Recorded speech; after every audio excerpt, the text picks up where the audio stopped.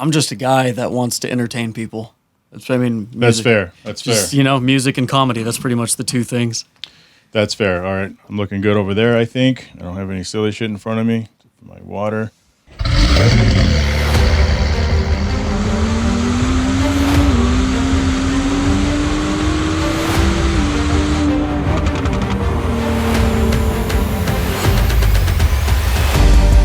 This is Hard Parking, brought to you by Right Honda and Right Toyota out of Scottsdale, Arizona. I'm your host, Jhae Pfenning, recording from my home studio in Gilbert, Arizona.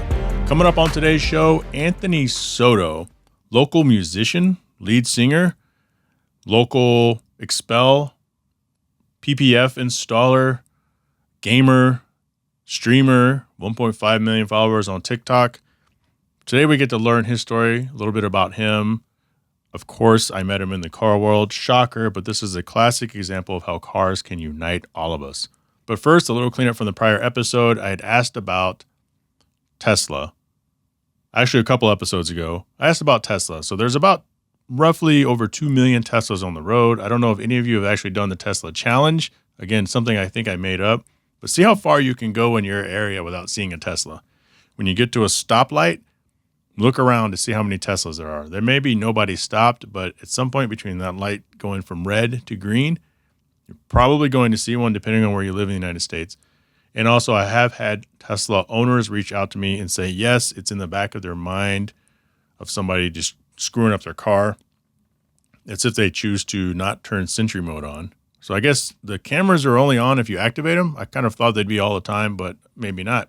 Apparently not. But I think it's interesting because it's the same deal as if, let's say there's somebody on mass transit that, let's say there's a mass transit serial killer in a city. How many city buses are there? How many people ride the bus a day?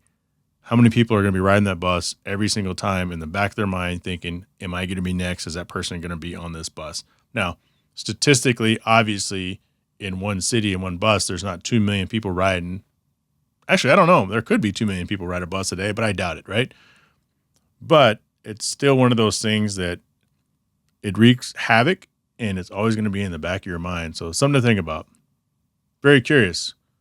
It's a very curious thing, the fear that people get over things. So anyway, coming up, Anthony Soto.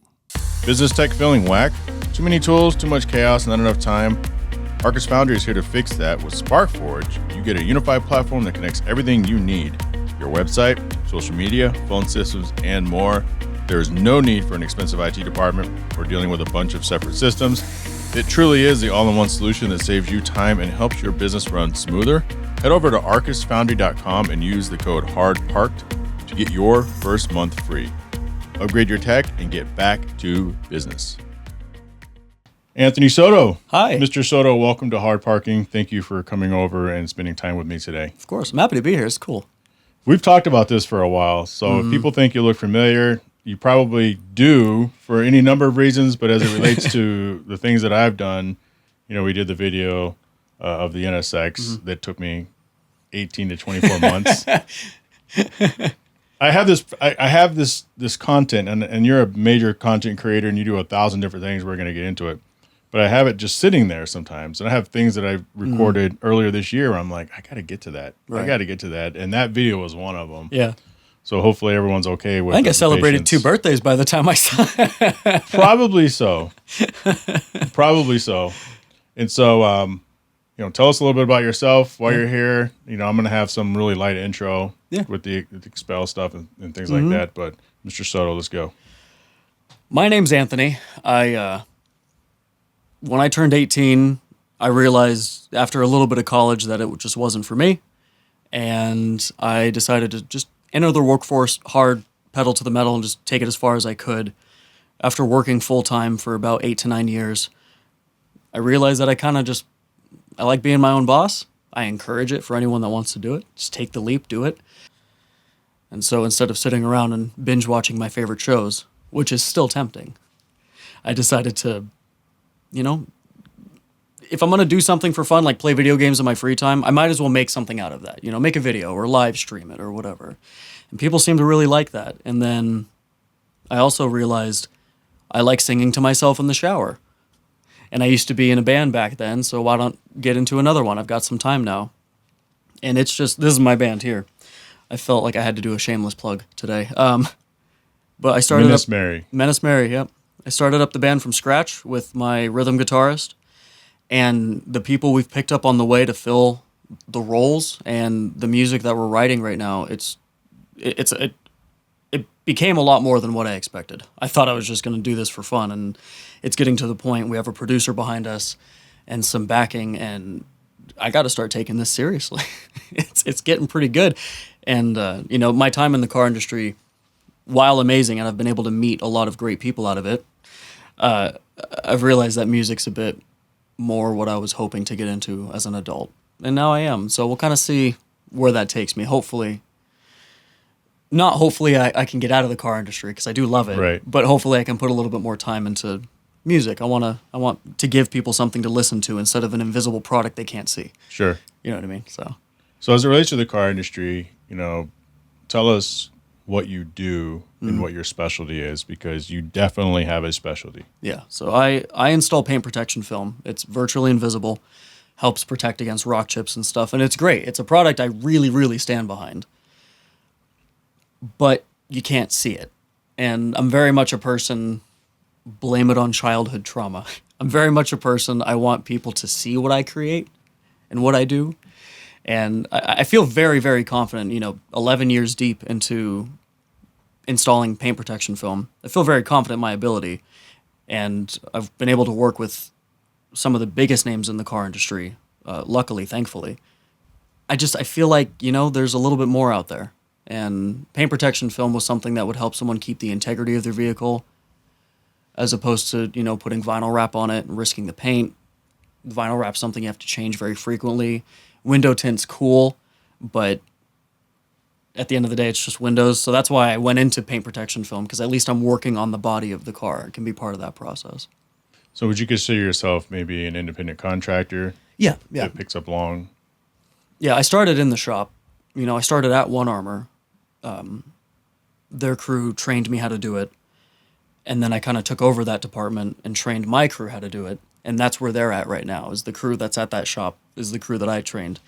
And they're great kids, doing really, really well. And now I'm just doing it on my own. I help out that shop still and sure. Whatever. Which, and now is Expel, yeah? Mm-hmm. Expel up in Scottsdale. When you do these, so you take side gigs and do that with Hugh, or do you just basically, okay, Hugh, I'm at your disposal, and this is what I'm doing? Because I feel like you also help develop business for him as well. You're not just an installer, you're more.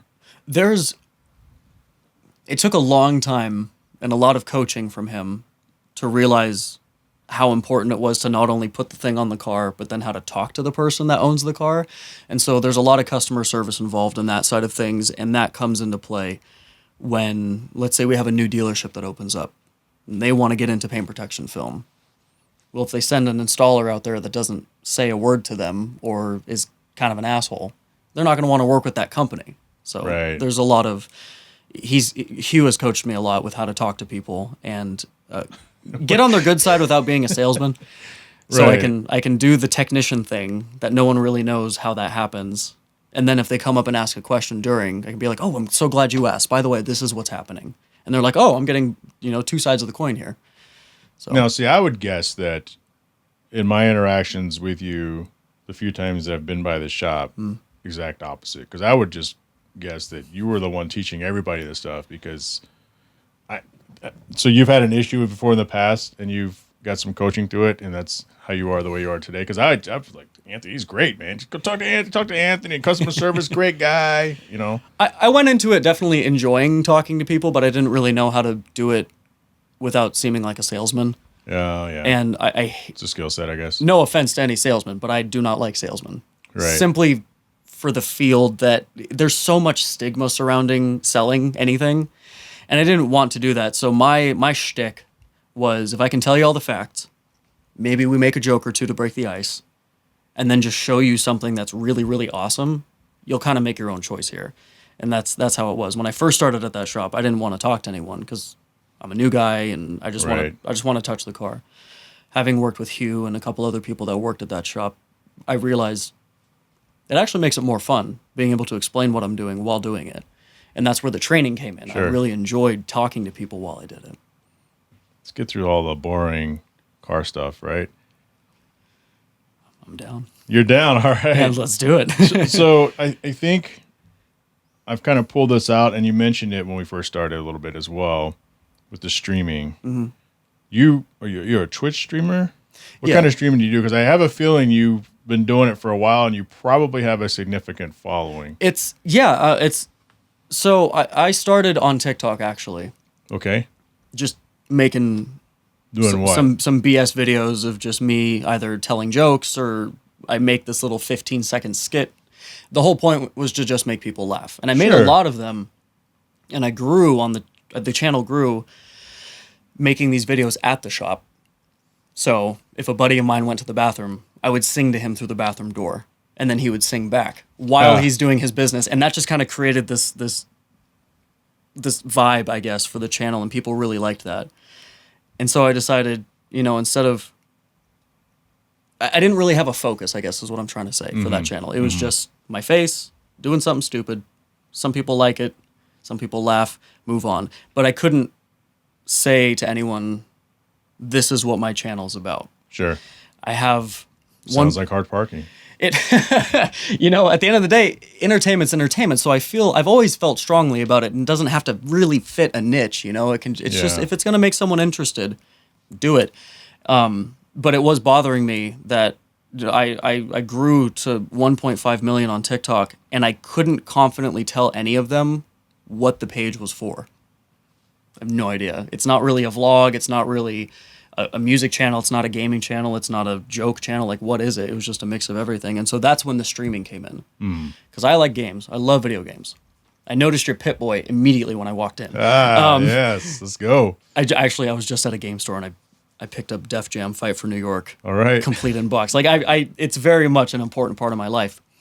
But I couldn't really put that in the TikTok channel because it was all this just being stupid. Right. The gaming, I felt like, was another entity, and that's where the streaming came in. So I went on Twitch and YouTube, made some videos, did some streams, picked up a little bit of a following using the pre-existing following, and then that's how the gaming side of it has grown. And it's going pretty well. I mean, my YouTube channel, I started it 6 months ago. Just 6 months ago. Specifically for gaming, and we're almost at 10K. And people are really liking the variety because I don't stick to one thing. It's very, Fortnite, sure, and Call of Duty, yeah, if you want it. But I like the weird ones, like the indie games no one talks about. Let's plug the channel really quick.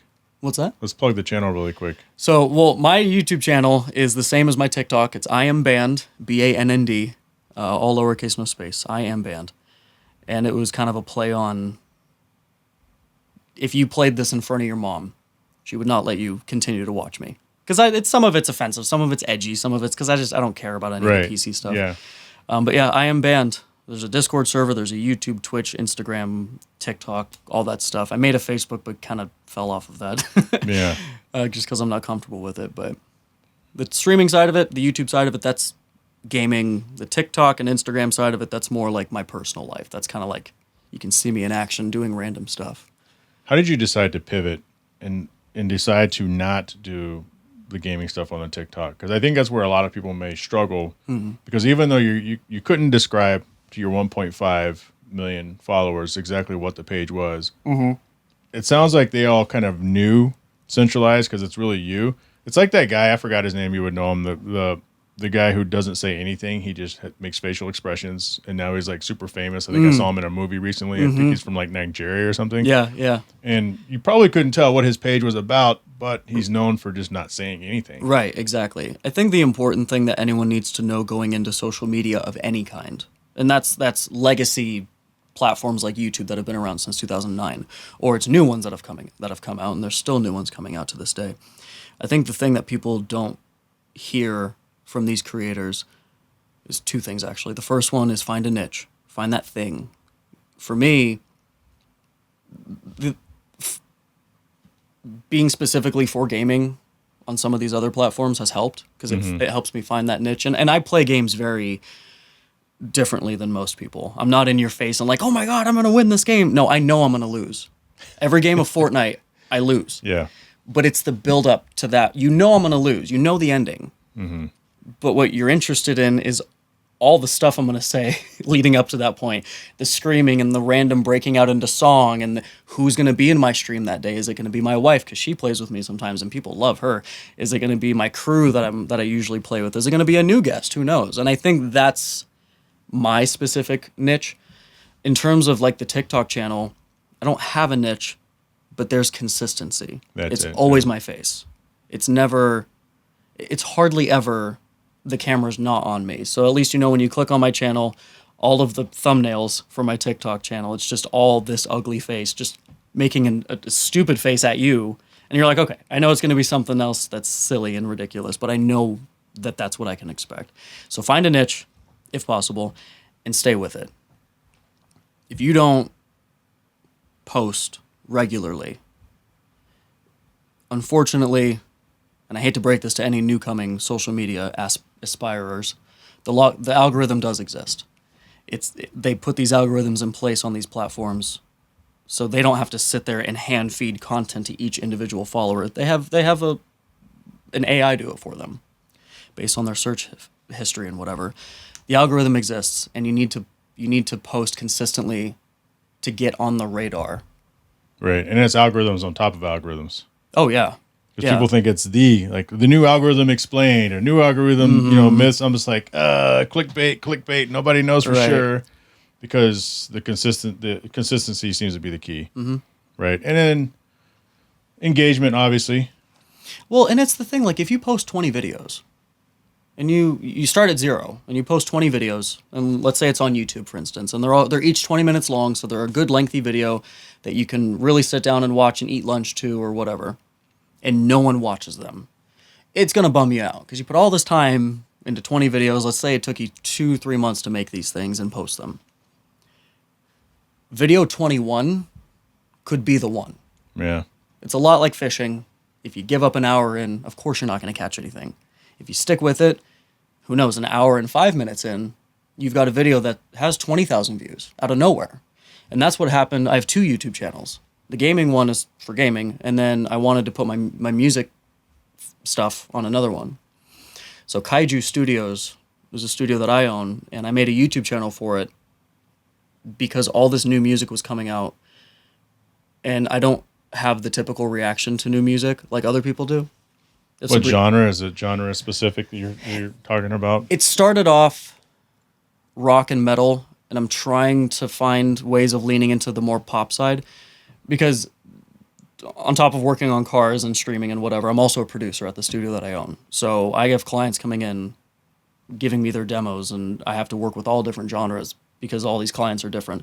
So I wanted to take my knowledge of producing and sound engineering and combine it with my partner, who's over there and knows a lot more about the sound engineering side of it than me. And we kind of combined forces and created this channel to where we're reacting to new music that hits the market. A lot of Linkin Park, a lot of Sleep Token, that kind of stuff. But the thing that I found with that, we're just under 4,000 subs on that channel. Been around for about 9-ish months. And on average, each video can get about 20,000 views. On a channel with a following this big.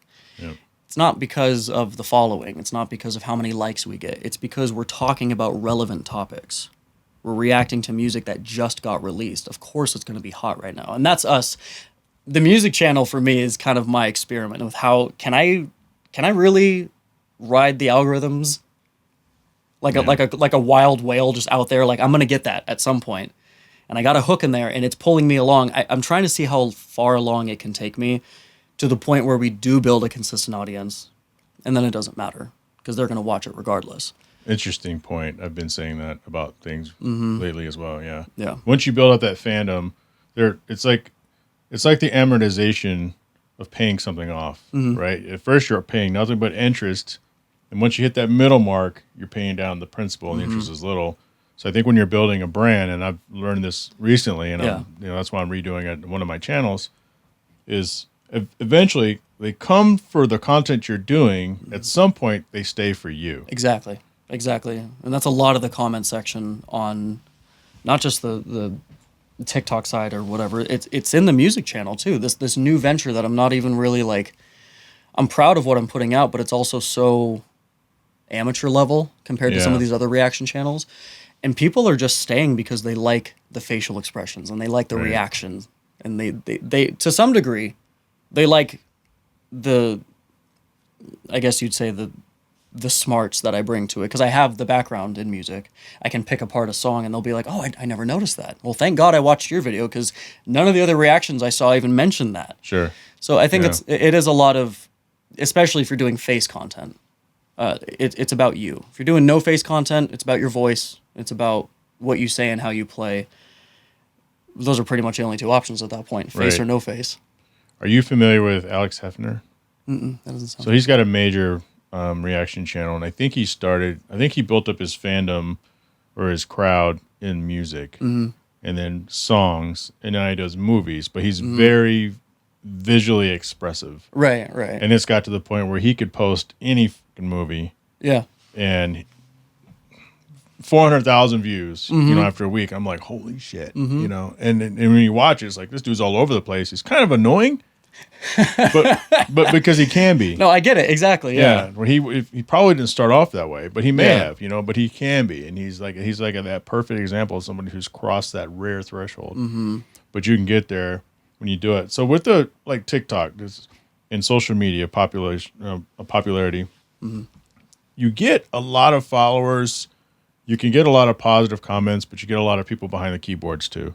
Oh, absolutely. So how have you managed or balanced that? Because one of my good friends, one of my best friends, I don't want to call him by name, but he knows what I'm talking about. He posted a couple TikToks and he has these glasses that are a certain color, and they're not for everyone. So he's got some white sunglasses, and people either think that's cool or they think it's douchey AF, right? And so he had more views than he normally would ever have. A lot of positive comments, but the negative comments started getting to him a little bit, and I had to talk, and he understands how it goes. He's in the same space, but man, sometimes it can be really hard to process. Like, have you ever gotten to that point where you're like, ugh, I know it's not really real, but it still sucks? I think it's safe to say, speaking personally, in my case, I never want to pretend to speak for someone else, because that's one way to get the comments in there. Right. I personally have two sides. I have a very sensitive, emotional side that my wife sees. Yeah. I get done posting a video and I'm reading the feedback and I'm just like, man, there's a couple people in here and they just do not like me. Yeah. And then she has to remind me, they're here. They are still watching it. So you got to, in some regard, just treat it as engagement regardless, because bad engagement is still engagement. But then there's the other side of me where I almost look for reasons for people to pick it apart. A perfect example, and I keep putting myself in these situations sometimes. I've never done anything that can cancel me. I'm not cheating on my wife or, tax fraud or any of these stupid things that people are getting caught for. A lot of felony-based stuff. I'm not doing any of that.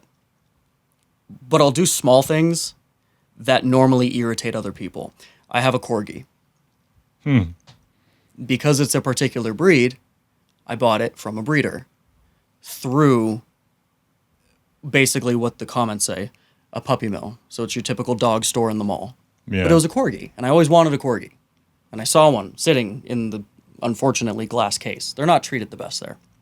And I was like, oh, I have to get it. I made a TikTok about it. The TikTok is sitting at like 30 million views and 1 point something million likes. So enough people liked it. And a lot of comments are like, oh my God, he's adorable, whatever. About a third of those comments, how could you not adopt? Right. You shopped and didn't adopt. You went to a puppy mill and didn't go to a shelter. And I agree. Most of my dogs from my childhood were all adopted. I get it. But in that situation, I knew what dog I wanted, and I knew that you can never find them at shelters, so I shopped for one. But that situation created so much temporary hatred towards me and my wife. And then the dog grew up. People moved past it because nothing lasts on social media for longer than a week. People move on. They forget. Pretty much no matter what it is, right? No matter what it is, it will go away. Yeah. And I haven't heard a single comment since, for the last, I got my dog 6 years ago. I haven't heard a comment in 5 years. And so I think, I find myself in these little situations where I do something and people are like, oh my God, how could you? Horrible, insane. I'm not doing anything illegal. I'm not intentionally, personally pissing someone off. I'm just living my life. And people are going to judge me for anything. I got a new car a couple years ago, and people judged me because they're like, oh, of course, you got to showcase your new car. You got to show off your money. Really? Like, is that what's going to make you sleep better? Is you told me my $40,000 car is definitely something I should be ashamed of. So I think the sensitive side of me doesn't like it. But the other side of me is like, you know what? These guys. Yeah. I'm going to do whatever I want. It's my life. People are interesting on social media for sure. Yeah. They just, I think it's like they need to get it out somehow. And they can't say it to their boss to their face. They can't say it to their significant other without risking breaking up or whatever. So they just find people online and they, talk shit about them. So, more power to them. It hurts, but if I don't read too much into it, it's fine. Let's get to Menace Mary, but first I have a question. Mm-hmm. You may have told me before, and I think, you're not from here, right? I was born here, but I lived in Idaho for most of my childhood. Idaho is where it was. Yeah, mm-hmm. I knew you were somewhere else. So talk about Idaho. And how long have you been here? Yeah. So I was born here, born in Glendale. And when I was 10, my dad and his wife moved to Idaho and took me with. And I lived there until I was 18. So you said your dad and his wife? My stepmom. Okay, yeah. If she sees this, she knows. There's been some drama in the past. But we lived there for about 8 years. So I was 10, and then 18, I moved back to Arizona. Idaho, there's not a lot going on there. You don't go there with aspirations of making millions a year. It's farm town. Essentially, yeah. And Micron, oddly enough, just in the middle of everything. But it's a really, really clean, straightforward black and white state to live in. You work hard, you get money, you pay your taxes, and you go to church. I mean, that's pretty much the bread and butter of that state. And there's not a lot of room for... Whereabouts in Idaho? Nampa. Okay. So Boise's over on the east, and then Nampa's about 15 minutes west of that. And there's only one freeway that connects them, so it's perfect. But it's a great place to raise a kid. It's a great place to live somewhere quietly. If you're looking to get a piece of land and do a little bit of farming, great place for that. And it's small town, and that bothers a lot of people, but it's small town in a good way. You go to church on Sunday, you go to the grocery store on Tuesday, you'll run into your pastor, and he'll be like, oh, how are you doing? Great. Well, catch you later. You want to come over to the house for dinner? It's very refreshing in a society that's not really nice to each other right now. But again, not a lot of money to be made. It's a very cheap state. Milk is only so much, gas is only so much, your house is only worth so much, but it's pretty. You can build a house for cheap, 5-bedroom, 3-bath for under $500K. Just don't expect it to go past $600K in the next 20 years. But it's pretty. And it has all 4 seasons, which is great. I don't think I could live there as an adult. I think I could live there when I retire or raise a kid. So you were there till you were 18. You've been here since. Mm-hmm. And how old are you now? 30. 30. Just turned 30, yep. So 12 years of grinding the Arizona stone and just trying to reacclimate to the weather. Because good God, 125 degrees in the summer is insane. But this state, there's so much to do. You can we're close to everything. We're close to everything. Yeah. It's an hour in either direction, and you're somewhere fun. And you could do anything. Any career is available in this state. It's incredible. It's insane. I plan to move at some point just to get different seasons. But for my you can go up to a fucking Flagstaff, I guess. Yeah. I want some snow. You can go to Globe. Yeah, exactly. So, I mean, there's definitely something for everyone here, and that's the main reason why I've stayed here. I met my wife here, and every career has all been here, and it's good. I like it. Big state, still a little like the car industry, for instance. It's still very small community. Right, very small community. Let's talk about Menace Mary. Yeah, that's a. Because every time I see you, there's always a picture of you on Facebook, and you're rocking the mic, man. Mm-hmm. Like you are in it. I'm like, wow, I got to talk to that guy. Wow, I got to talk to that guy. And then I did a post, and you're like, hey, are we supposed to do a podcast at some point? And I go, oh yeah. And you saw the note that I wrote. I think it's on one of these papers. Look at right here. Soto. Your reminder to call me. Yes. If anyone hasn't noticed already, I talk a lot. And so I wanted to take that and just, maybe I should sing. Let some of it out that way. And I sing for this band. Like I said, I founded it with my rhythm guitarist, David. And we kind of went into it just thinking... How many band members? Right now we're at 5. 5, okay. Yeah, so a drummer, 2 guitarists, a bassist, and me. And we started it off just like, should we do a cover band thing? Should we try to write some songs? I don't know. Let's start with the covers. And so we did like some Metallica and Pantera and kind of this kind of 80s, 90s hard rock metal just to get people out of their seats at some of these bars. Because we noticed, thinking from a businessman point of view, we noticed the lack of enthusiasm in the bar scene, the music bar scene. A band would play at a bar, no one would look at them, maybe a light applause when they're done with a song, and then the band would leave and nothing came of that. And we're like, what happened to the good old days when bands... So that's interesting. You went to the bar to see the band. Right. Like Green Day used to play here all the time when they were just a local band. And they would play at some of these amazing places that don't exist anymore, like Joe's Grotto, unfortunately. And Green Day got big because they became a local legend. And so we realized, I had a decent voice, Dave plays guitar pretty well, we found a good drummer, bassist, etc. The pieces started to fit really well, and we're like, what if we made a solid 2-hour set, convinced one of these bars to let us headline for the night, and just kind of see what happens. And that bar was Roadhouse up in Cave Creek. And they host Bike Week and stuff, so they do pull a crowd. A lot of bikers, but the bikers like the metal. The bikers like the metal, yeah. So we played there a couple times, and all of a sudden, now we're their house band. They want us there all the time. And we fill seats. And I think people are starting to understand, or they're starting to remember what the vibe was like in the 90s when all these bands would just blow up the bar scene, and that's where you wanted to be on Friday nights and Saturday nights. You wanted to be at this place because this band was playing there, and I can't make it to see them, but I know this band is playing here, and like you made it a point not to just go out and drink. You made it a point to be entertained, and that's my whole everything is just I'm trying to be entertaining. I want people to smile, and so we really found a good facet there. Do you think it's a Phoenix problem?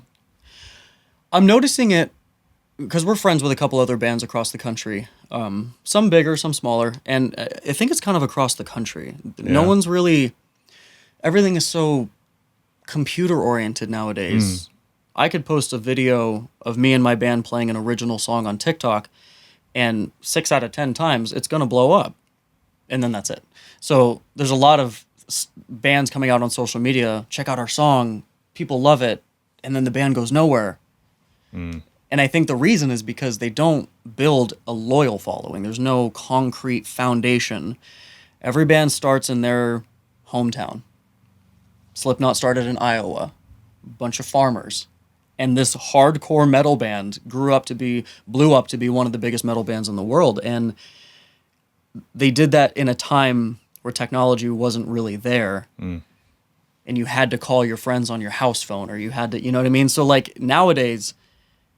Everyone's doing it the electronic way, and no one's really taking advantage of the fact that bars are still full of people, actual people that want something new. 98 KUPD is still a local radio station, and all the submissions they're getting for Palladium and stuff, it's all these guys that built their songs on a computer and hit send, and not bands that actually plugged in a mic to each instrument, worked their asses off to get a single out, or a demo, or an EP, or whatever. I mean, we found our producer, he kind of found us, and all of his equipment is still copper wires.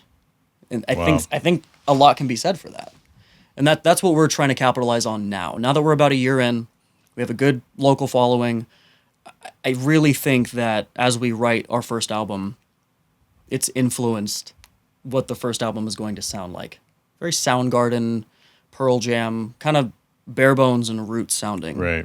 And not this crazy processed metal or rap metal or insert genre here. That's the good old days. Yeah, it's I mean, I feel like people miss it in a sense. Yeah, I feel I like mean, some that's people like miss our it. friend Randy, right? Yeah. Randy Marchetti. I want to say Echo Vault. Yeah. Yeah, but Yeah. they're a cover, but they're singing the stuff that people look back and say, "Oh, those are the good old days." And they're doing it.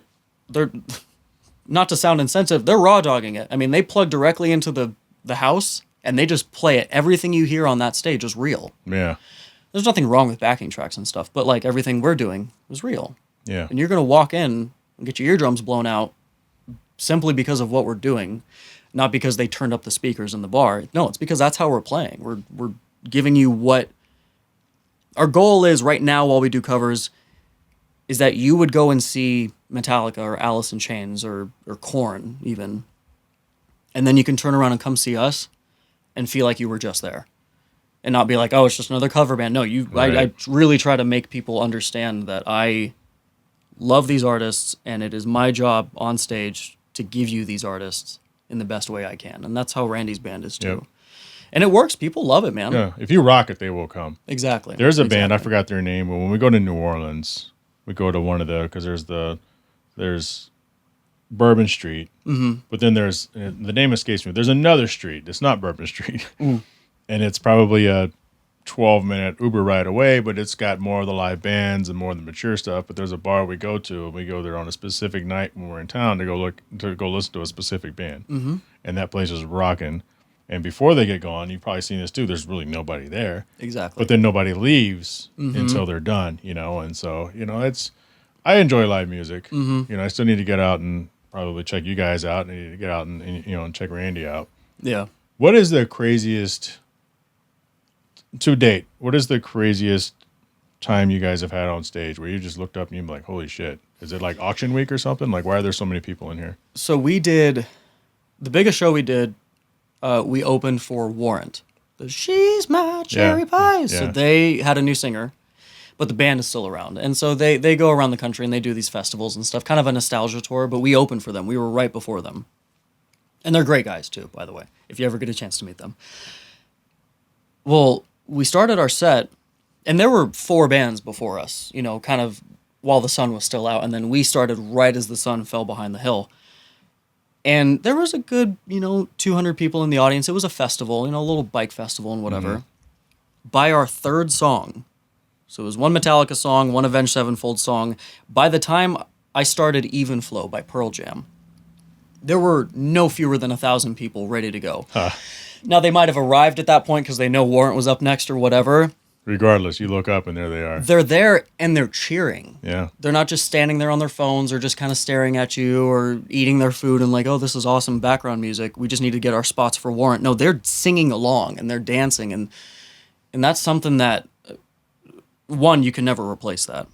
And then 2, that's why we make our set list the way that we do for the cover stuff. We want songs that people are going to sing along to.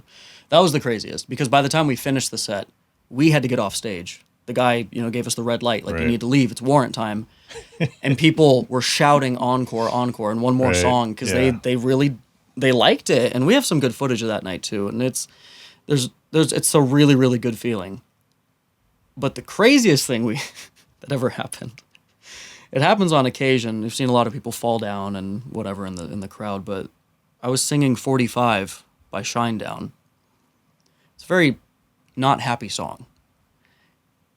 And there's 3 sets of couples in front of me grinding on each other. I'm like, why? This isn't the song for that. Same thing happened during Jeremy. It's like anytime our set slows down a little bit, these people feel the need to just let out all of their emotions and, just start grinding on each other. I still don't understand why, but that happens every single show. That's hilarious. Most of the time they're jumping and singing and dancing, and then you get slower and it's very PG-13 in front of my eyes. And I have to constantly not get distracted by what I'm seeing. But it's a fun time. We play at a couple different places around town, and we have some connections in Vegas and California that want to get us out there. So when that time comes, we'll be able to grow a little bit more. Dude, that's got to be like a great feeling though, because the big artists, just like a big comedian, they always want the best people to open for them because they're going to get the crowd hype and excited for them. They don't want to have to warm the crowd up. Yeah.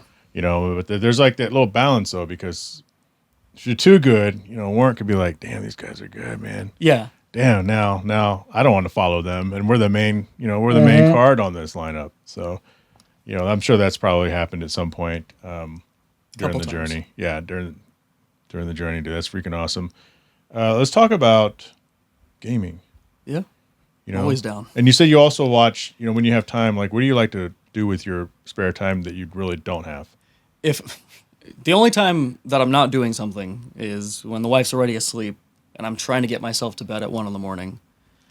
And I try to, I split it in two pieces. One's only for me and the other one's a little bit for research. I watch a couple of animes. What are you into? I just finished the first season of the new Devil May Cry show on Netflix. Okay. Really good. Evanescence kind of did the soundtrack on that, and they have a couple like Limp Bizkit and stuff in there, and it's a really always cool cool. show. Yeah. But I watch, oddly enough, a lot of animes. I started Inuyasha again.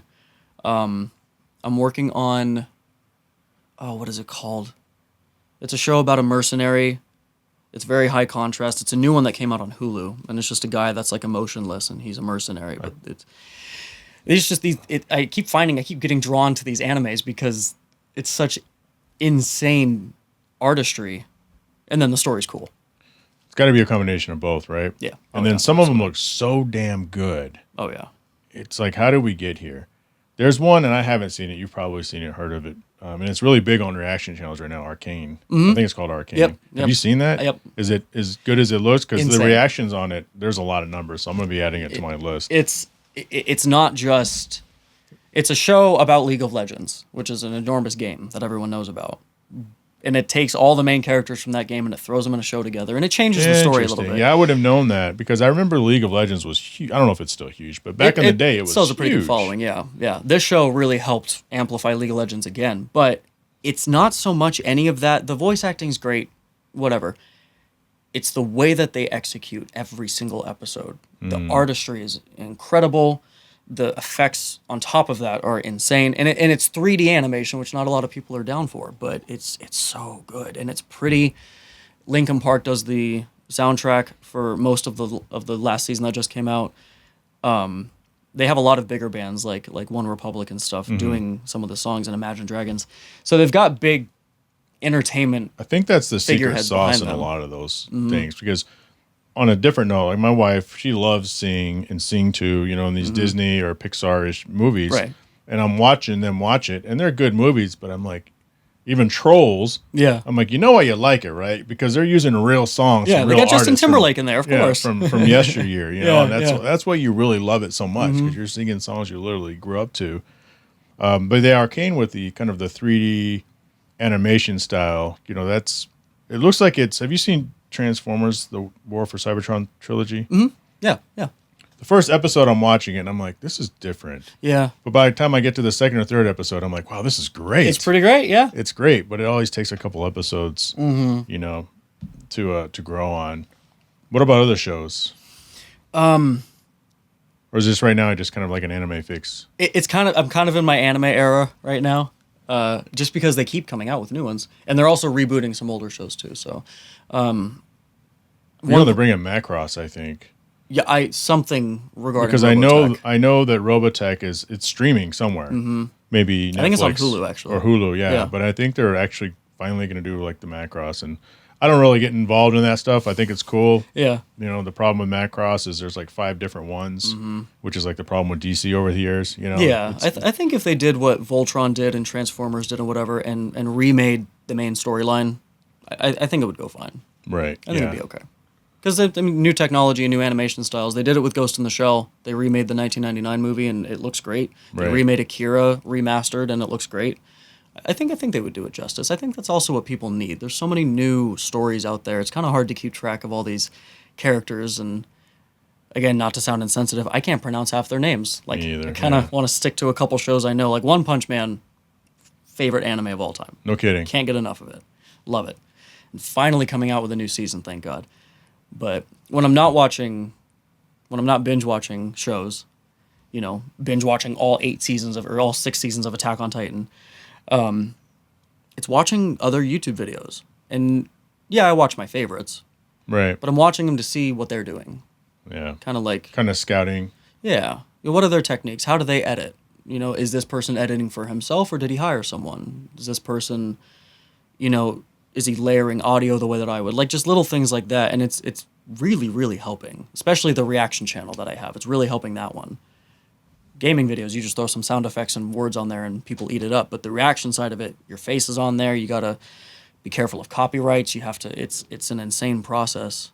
Do you find it difficult, did you find it difficult to kind of release that control, or, do you have editors or you just do it all your own? Because I know you do edit stuff. Yeah, I edit all of my videos right now. When I very first started, I needed to get off my high horse at the time because I was like, I've got a big following. I'm just going to hire an editor, start a YouTube channel, and kind of let it just run itself, right? No, that's a horrible idea because you find that they're never quite doing it how you want them to in terms of editing. They're missing some jokes or whatever. Right, it's frustrating. And it's not their fault. It's just as a viewer, they perceive it differently. And then I have to go in and be like, hey, would you mind, adding a caption to this or a picture here? It seems like you cut out this section. I really liked that section. And then it's just a lot of back and forth. That's why I started editing everything for myself for the last year and a half. The really good ones know, though, especially if they have other clients. But there's so many out there. I'm an editor. Mm-hmm. It's like, but are you though? Like, you know how to kind of skirt around the legality of the copyright, but you kind of missed the biggest joke that people are watching this for. Exactly. Like that's the one scene, it's like editing The Shining and forgetting to do the right. You exactly. Can't not have that. Right. No, I'm looking for I put out an ad for a full-time editor just the other day. And then a couple of kids have hit me up, and then I asked to show their work. Right. Some of them can't. Some of them are like, oh, well, I made edits in CapCut. And I'm like, I'm looking for someone who can take an hour of footage and make a good 10 to 20 minute video out of it. Right. And it's really hard to find someone. It's weird. Like I feel like artists are hard to come by nowadays. Mm-hmm. Like you want someone to, I don't know, paint you a picture for your house. You got to really dig online for one. And then when you finally find the one, they're on a waiting list or they can't take you on or their prices are hyperinflated and stuff. And it's like, I'm willing to pay, but not that much. Jesus Christ. It's a video on YouTube, for Christ's sakes. But no, we're getting there. I'm actually teaching a good buddy of mine because he's bored and needs a hobby. I'm teaching him how to edit. But I do everything myself. And I think it's actually helping with creating the content when I hit record. Because I know how I'm going to edit it, I can start emphasizing certain things that people liked. I can catch myself while I'm stuttering more often and not have to sit there and worry about it during editing because I know that I had to do that a couple days ago. But it's definitely eating up most of the time. It's always editing. You have to review your own content then. The amount of times I've heard my own voice just in the last year alone. It's important because people will say, well, I don't like the sound of my own voice or, or this person just likes to hear themselves talk or that person is like, man, I've gotten into the habit now, and this is like borderline psycho mode, because I send voice notes all the time. Mm-hmm. I think we may have sent voice notes. Yeah. I always go back and hit play. Yep. I'm like, okay. Oh, I didn't mean to say that. Mm-hmm. But the difference is you get the inflection of the voice and everything, what you don't get when you're typing shit out right here. Yeah. And then you kind of critique yourself, especially as a podcaster, dude. Right. My earlier podcast, I'm like, okay, I'm too right, very monotone. And people are like, oh, I like your podcast. Yeah, my wife likes to listen to it at night, helps her go to sleep. And you're like, thank you. But now I'm not like, yeah, the apple fell from the tree. I don't have to be like, the apple fell from the tree. Right. It's almost like you're reading a story to somebody. Exactly. Right? Inflection's everything. Yeah, and I think you like entertaining people at the end of the day. I love it. I mean, that's you're an entertainer. Yeah. The thing is, you got to be very careful with the greatest artists in the world will always, what could you say to a young aspiring artist? Oh, just do it for you. Do what you think is funny. Do what you think is a good song. Make a song that you want to listen to. Write a joke that you think is funny. You got to be a little careful with that because it can be very misleading at first when you're starting out. You do what you want, but you got to remember you are appealing to an audience that's constantly evolving over time. A 15-year-old kid that comes across my Fortnite video is going to think it's funny right now. But in 3 years, when his sense of humor changes, Is he going to unsubscribe for me because I'm just not doing it for him anymore? That's how Right. it was for me in PewDiePie. Yeah. As a young teenager, I'm like, oh, this guy's hilarious. I'm never going to stop following him. And now as an adult, I'm like, he doesn't really do anything I'm interested in. Great Good content point. creator, Yeah. but so I think that plays a lot into it.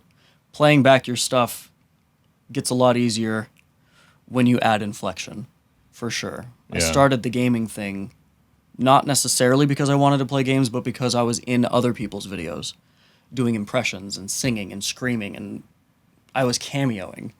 And everyone was like, who's that guy? Sure. You should make your own stuff. And now that I'm making my own stuff, I can translate it from there to there, but I have to keep the same energy. I don't have the following just yet Right. for the long form stuff to talk normally like we're talking now. No one cares Right. about Yeah. my voice in this inflection. They want the yet. screaming Yeah, not yet. and the crazy. So That was that whole thing earlier, Yeah. the interest versus the principal. Mm-hmm. We're still working with the interest payments Yep. and really big ones right now.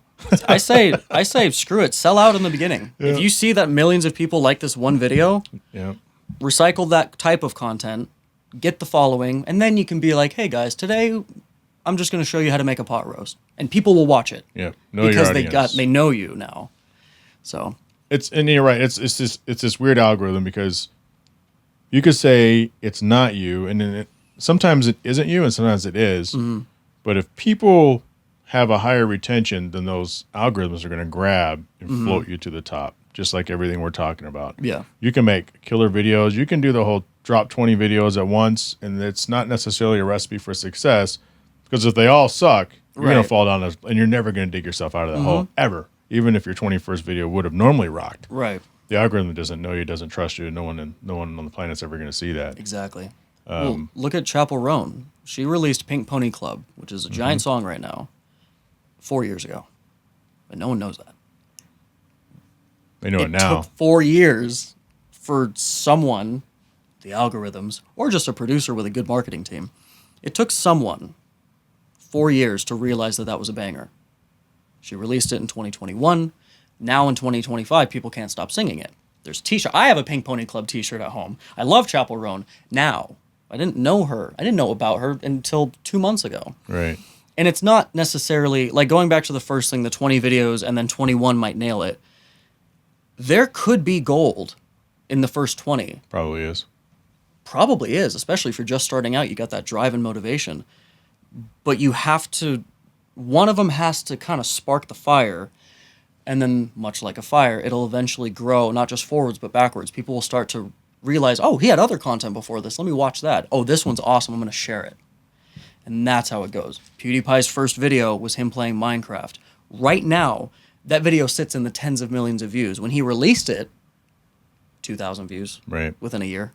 Right. You know, no one knew about it. But now that he's big, now that video is paying him a lot of money. So there's always something hidden. So with the delay in success, because that made me think, there's so many people call them one-hit wonders, but there's times when once a song charts, the band is already broken up. They've been broken up for like 2 years. Yep. What's your guys' plan? So I would be lying if I said that we haven't had our internal drama already. Right. Personal life gets in the way, writing differences, insert problem here. No drugs, thank God, between any of the band members. But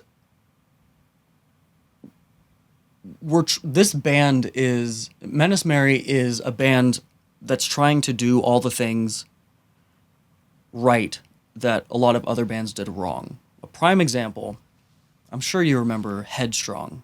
Back off, I'll take you on. That band does not exist, except the lead singer. He's the only person from original Trapped, the band, that exists. And the reason is because they made that one song. And then they did another album, and a lot of people listened to it. But they kept fighting, and then they broke up, and now Trapped, no one remembers the name of the band. They just remember that one song. And if you only remember the song, and that song's rights are already sold off to multiple labels later, because music's always changing hands. The lead singer for Trapped is just kind of getting by, doing whatever he's doing, because he kept fighting with everyone, and when it mattered most, he couldn't keep the band together. We're kind of sort of doing that right now before we really dig deep in the studio and start recording our first album. We're getting all of our shit taken care of now. You know, are you going to be able to make it if we fly to Vegas? Are you going to be able to stay for the writing session until 2 a.m? Are you going to be able to make a promotional video? Because we do all of our own promotional stuff. Are you going to be able to make a promotional video? Are you going to be able to put the t-shirt order in? It's a lot of responsibility split among these 5 guys. And we're getting all the stress out now. That way, when we write the album, we have someone interested in pushing it, which means at least a couple thousand streams per song, which for a band that's never released anything, that's a blessing. And we have a producer with good connections to very, very, very, very high up people. We need to get all the bullshit done now. Right. That way, when we write, in theory, it's smooth sailing from there. We don't want to break up after that, because that's the worst thing you can do. Yeah, they say winning cures all of that, but that's when a lot of bands break up when they start winning too, because then egos start getting in the way and stuff. Yeah. Well, I mean, I hope, obviously, hope for the best. You know, it sounds like you guys are on that ride right now. You know. Yeah.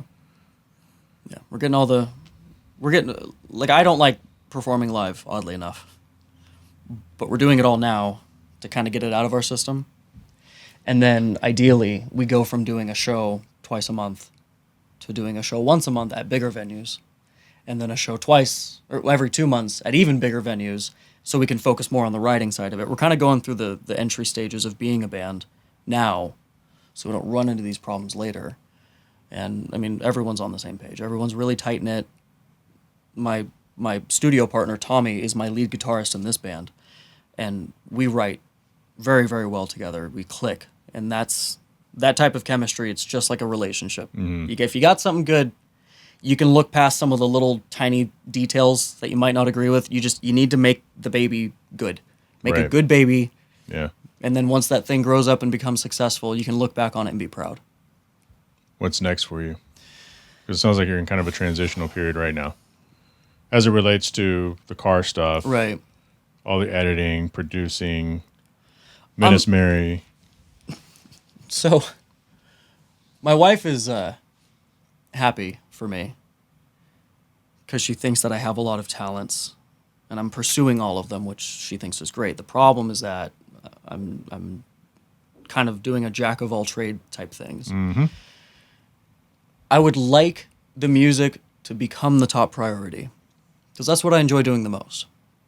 And I like to think, I hesitate to call these talents. I like to think of all the talents. I think the music one probably shows the most promise. Anyone can put out a gaming video. Anyone can stream on Twitch. Anyone but it's easy too. It's fairly once you easy, build it. yeah. And anyone can, for lack of better phrasing, installing paint protection film isn't rocket science. Anyone can do it. And I know that there are plenty of installers on the west side of the United States that are my skill level or better. I know there's definitely at least 2 in Arizona that I know of that I work with very closely.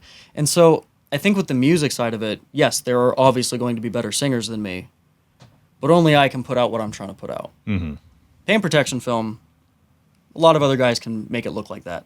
Streaming, a lot of other people can do the exact same thing. But with the music, that's the one area of life individuality really shines. And assuming enough people hear it, I think I could actually, potentially change lives in terms of someone's having a bad day and they turn on the radio at the right time. And I made them consider some things.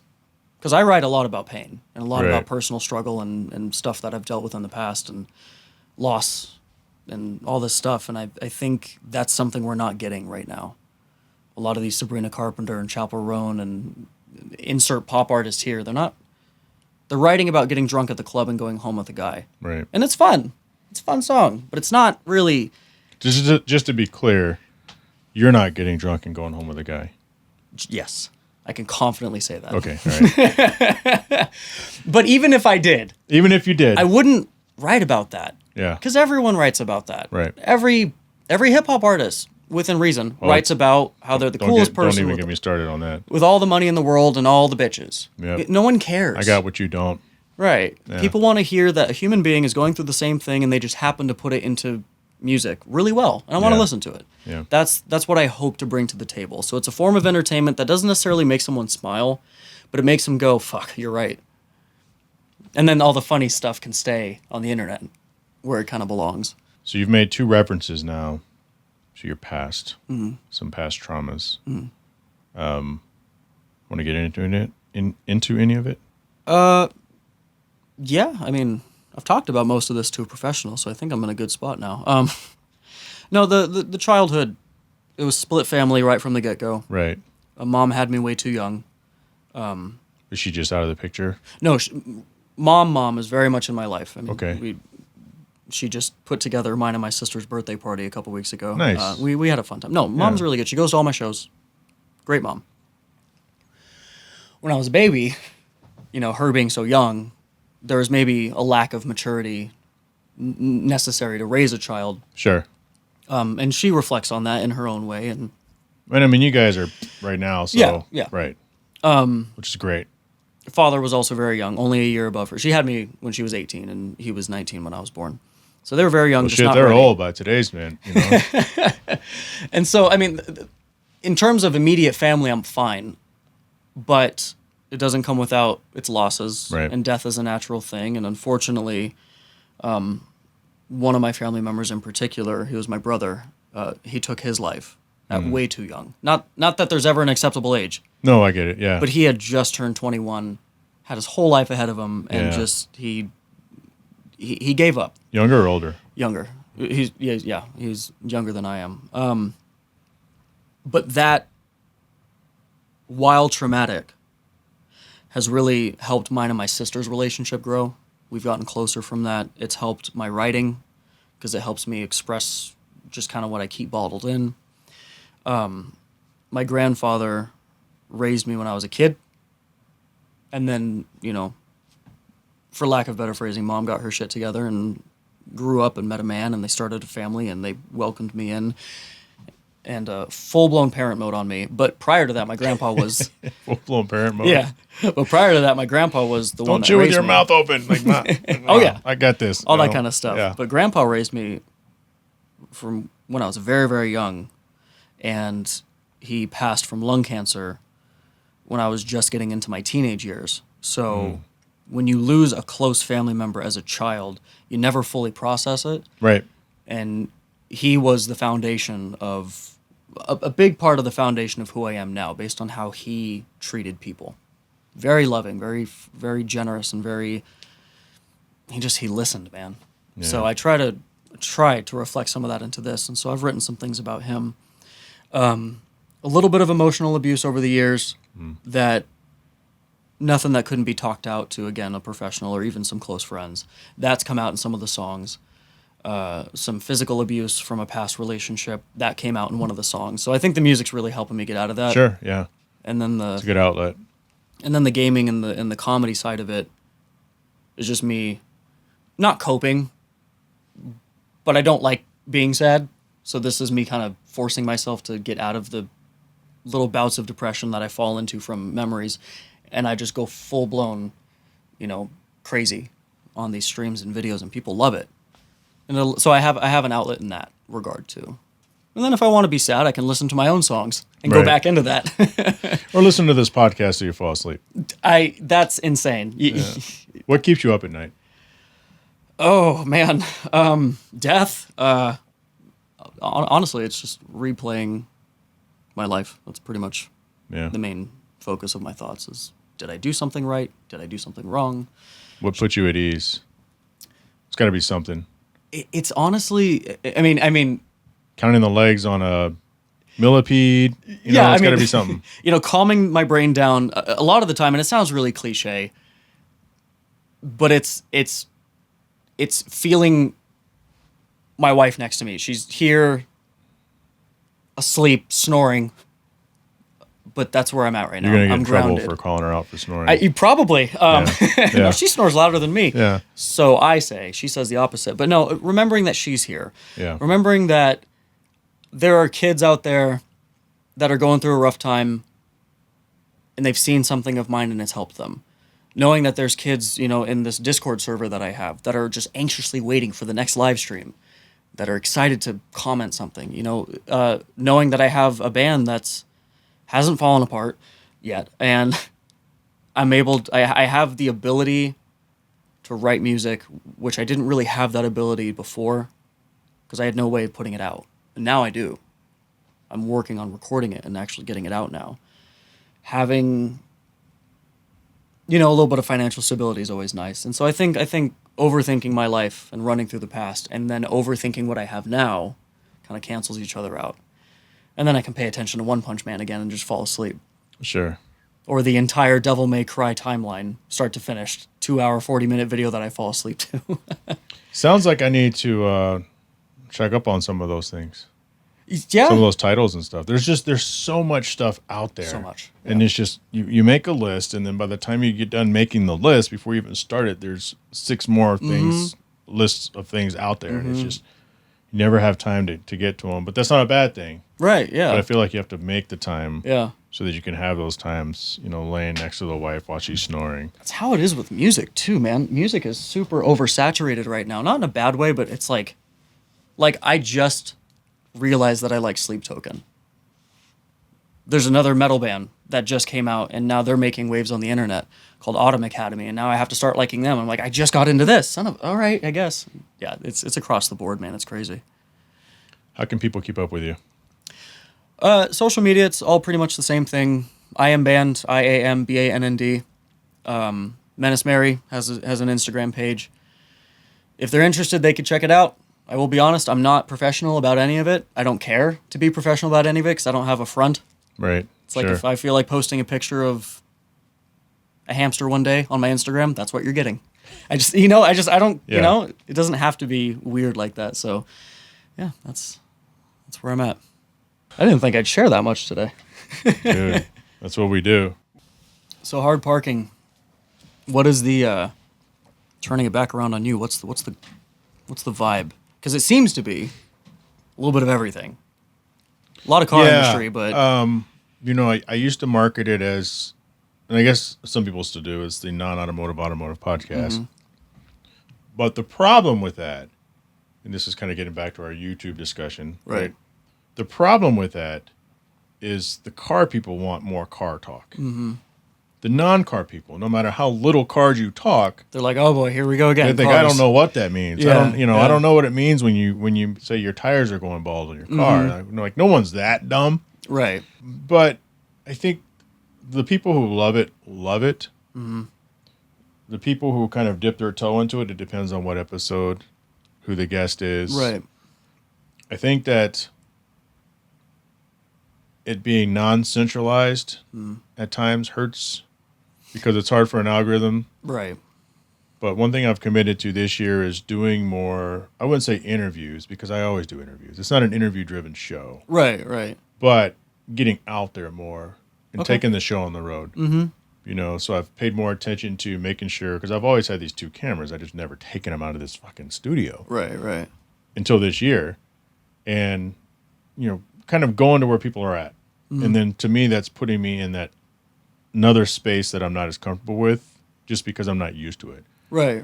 It's like when I do these speaking engagements, when I go to Barrett Jackson and I'm working the Future Collector Car Show as the MC or something. People are like, "Oh, it's easy for you. You're a podcast. You do this." And I mean, you already know how it is, right? Yeah, it's just like, yeah, but I'm now standing on stage in front of all these random people walking around. I can't edit anything that comes out of my mouth. I'm going to say something that I'm going to make up words on accident. Right. And it's like you don't really control that space. And so with me kind of getting out there more, I can still be me, but I'm still trying to learn, okay, what equipment do I need to bring? What equipment can I leave at home? Do I want to bring the microphones because they look better, they're more professional, and they have a cleaner sound? Right. Or do I want to do what everybody else is doing these days and just wear wearable mics? And, they got the big square sitting right here, and it's just like, I hate seeing it. Yeah. But that's what people do. I mean, we did it when we shot that video, but of course we weren't going to bring these. It's not the right. You're supposed to have a wireless mic on. Especially touring around a vehicle. Yeah. We're not going to sit down in the car with these mics, yeah. But, I mean, it's doing what I want it to do in a sense to where people appreciate it for what it is. Mm-hmm. They know when it comes to it's not political, but I'm not afraid to go there if my guests want to go there. Yeah. And I think people appreciate that I embrace the conversation. Mm-hmm. I will see both sides of everything. I'll play my hand if I'm forced to. Yeah. And you're not going to normally get that with any car podcast. Sure. You know, I can have a car guest. You could be if you're a very car specific guest, we're going to talk a lot more cars. Right, normal, obviously. Yeah. But I'm going to try to pull who you are out of that. Mm-hmm. Because I've had people, like I've had Adam Carolla on the show before. Mm-hmm. You know, he called from his phone, you know, through a friend and a friend. And then, you know, he's a big car person, and most people wouldn't know that. Right. But I had Ralph Gilles, which is the lead designer of Stellantis. Mm-hmm. He was on. And so obviously that episode was more Stellantis and cars, but I was able to still pull out information from him that nobody else had ever asked. Maybe ask him like, oh, what do you usually plug into the CD player when you... Right. Or, you know, he's lived in Detroit for 20, 30, 40 years. It's like, hey, man, how have you seen Detroit change? Yeah. You know, because... Of all the cities in America, that's one of the most changeable cities. Absolutely. And he's like, I appreciate you asking me that. And I know that no one's ever asked him that question because he's so used to all these red carpet questions, these car questions, because that's, you know, automotive journalism, right? Yeah. And so I try to not be that, but just sprinkle it just enough. Because if I could... The evolution of hard parking, when you look at the logo behind me or behind you, that's the modernized, most current logo. Yeah.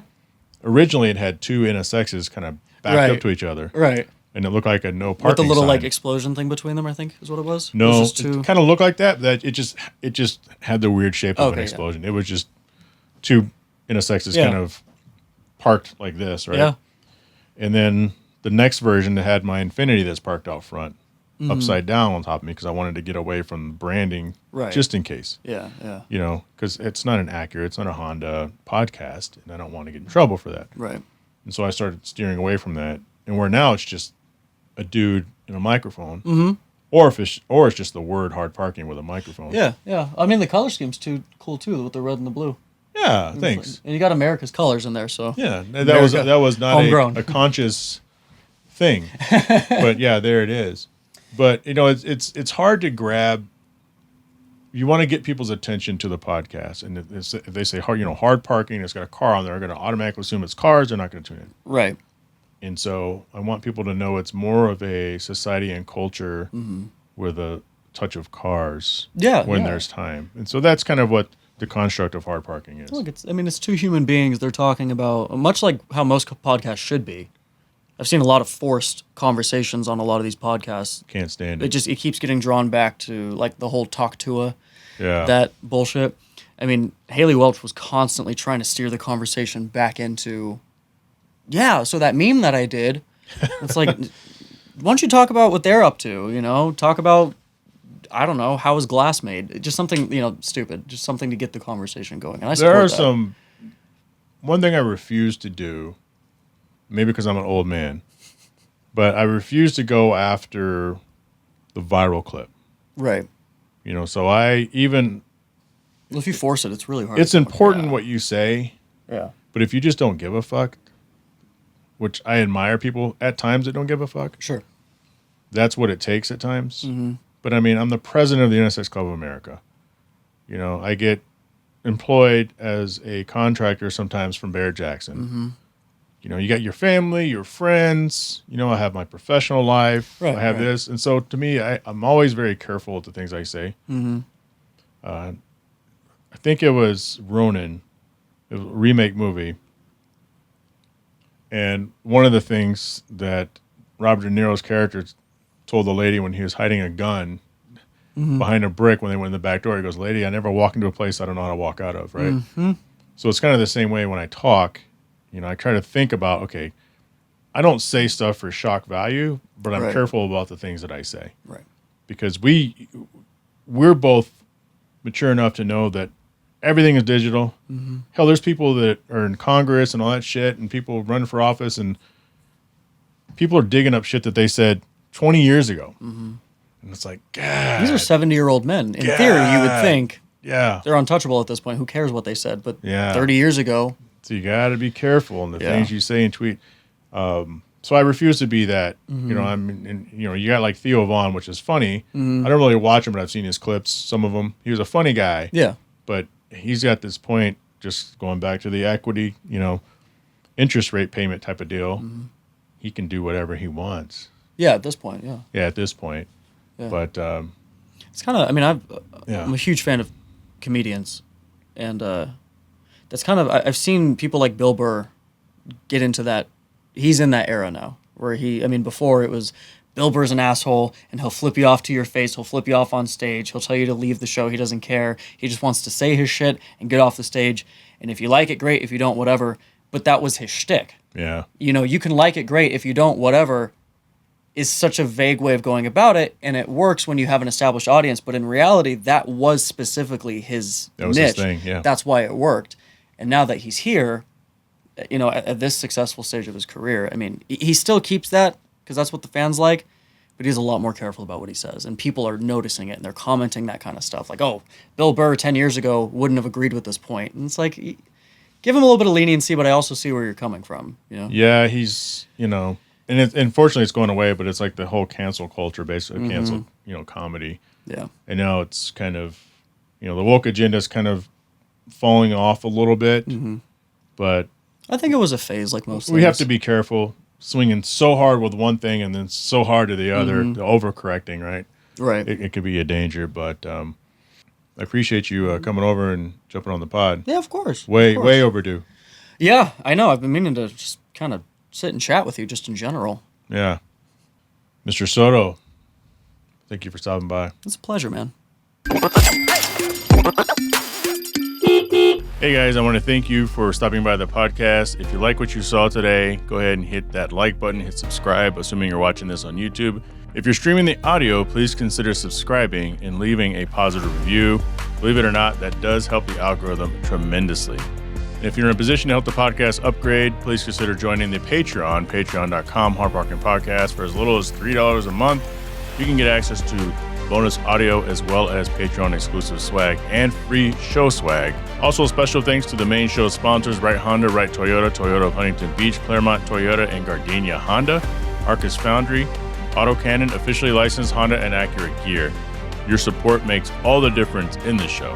And if this is your first time checking this out, and if you truly enjoy this show, share it with the world, and I will talk to you all next week. Now it's stripping time. Ain't nobody got time for that. Shut up!